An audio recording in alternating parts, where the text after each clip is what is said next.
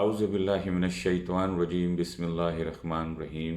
معزز سامعین، میں سید ندیم حیدر اپنے یوٹیوب چینل اسلامک نالج کے ساتھ آپ کی خدمت میں حاضر ہوں۔ آج کی اس ویڈیو کا مقصد سورہ بنی اسرائیل کی آیت نمبر 13 سے لے کر آیت نمبر 19 تک کے حوالے سے ویڈیو بنائی جا رہی ہے۔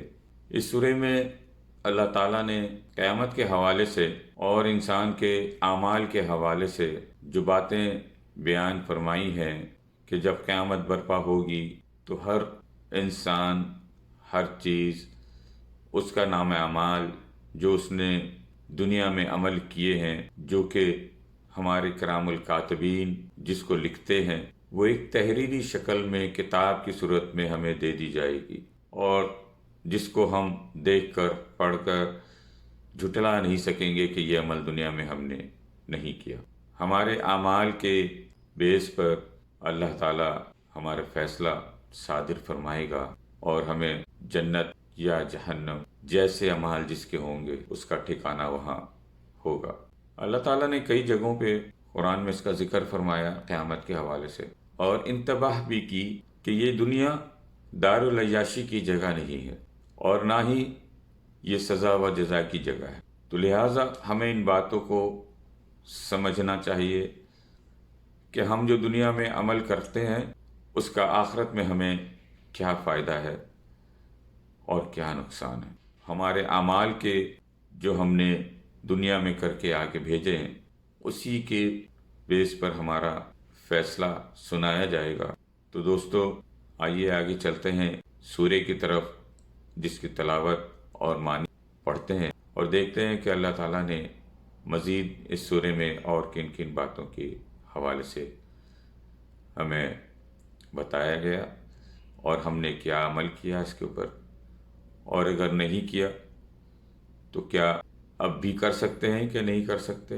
ٹھیک ہے دوستو، آئیے سورہ کی طرف چلتے ہیں۔ وَكُلَّ إِنسَانٍ أَلْزَمْنَاهُ طَائِرَهُ فِي عُنُقِهِ وَنُخْرِجُ لَهُ يَوْمَ الْقِيَامَةِ كِتَابًا يَلْقَاهُ مَنشُورًا۔ اور ہر شخص کے عمل کا انجام ہم نے اس کے اپنے گلے سے چمٹا دیا ہے، اور قیامت کے دن ہم اس کا اعمال نامہ ایک تحریر کی شکل میں نکال کر اس کے سامنے کر دیں گے، جسے وہ کھلا ہوا دیکھے گا۔ اقرأ كتابك كفى بنفسك اليوم عليك حسيبا۔ کہا جائے گا کہ لو، پڑھ لو اپنا اعمال نامہ، آج تم خود اپنا حساب لینے کے لیے کافی ہو۔ من اهتدى فإنما يهتدي لنفسه ومن ضل فإنما يضل عليها ولا تزر وازرة وزر أخرى وما كنا معذبين حتى نبعث رسولا۔ جو شخص سیدھی راہ پر چلتا ہے تو وہ خود اپنے فائدے کے لیے چلتا ہے، اور جو گمراہی کا راستہ اختیار کرتا ہے وہ اپنے ہی نقصان کے لیے اختیار کرتا ہے، اور کوئی بوجھ اٹھانے والا کسی دوسرے کا بوجھ نہیں اٹھائے گا، اور ہم کبھی کسی کو اس وقت تک سزا نہیں دیتے جب تک کوئی پیغمبر اس کے پاس نہ بھیج دے۔ وَإِذَا أَرَدْنَا أَن نُهْلِكَ قَرْيَةً أَمَرْنَا مُتْرَ فِيهَا فَفَسَقُوا فِيهَا فَحَقَّ عَلَيْهَا الْقَوْلُ فَدَمَّرْنَاهَا تَدْمِيرًا۔ اور جب ہم کسی بستی کو ہلاک کرنے کا ارادہ کرتے ہیں تو اس کے خوشحال لوگوں کو ایمان اور اطاعت کا حکم دیتے ہیں، پھر وہ وہاں نافرمانیاں کرتے ہیں تو ان پر بات پوری ہو جاتی ہے، چنانچہ ہم انہیں تباہ و برباد کر ڈالتے ہیں۔ وَكَمْ أَهْلَكْنَا مِنَ الْقُرُونِ مِنْ بَعْدِ نُوحٍ وَكَفَى بِرَبِّكَ بِذُنُوبِ عِبَادِهِ خَبِيرًا بَصِيرًا۔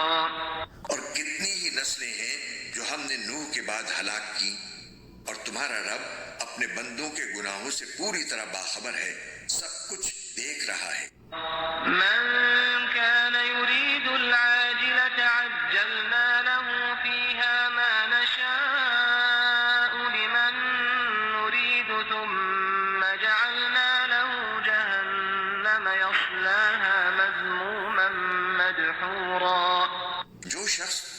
فوری فائدے ہی چاہتا ہے تو ہم جس کے لیے چاہتے ہیں، جتنا چاہتے ہیں، اسے یہیں پر جلدی دے دیتے ہیں، پھر اس کے لیے ہم نے جہنم رکھ چھوڑی ہے جس میں وہ ذلیل و خوار ہو کر داخل ہوگا۔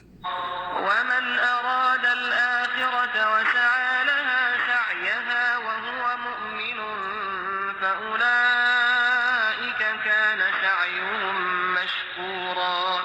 اور جو شخص آخرت کا فائدہ چاہے اور اس کے لیے ویسی ہی کوشش کرے جیسی اس کے لیے کرنی چاہیے، جبکہ وہ مومن بھی ہو، تو ایسے لوگوں کی کوشش کی پوری قدردانی کی جائے گی۔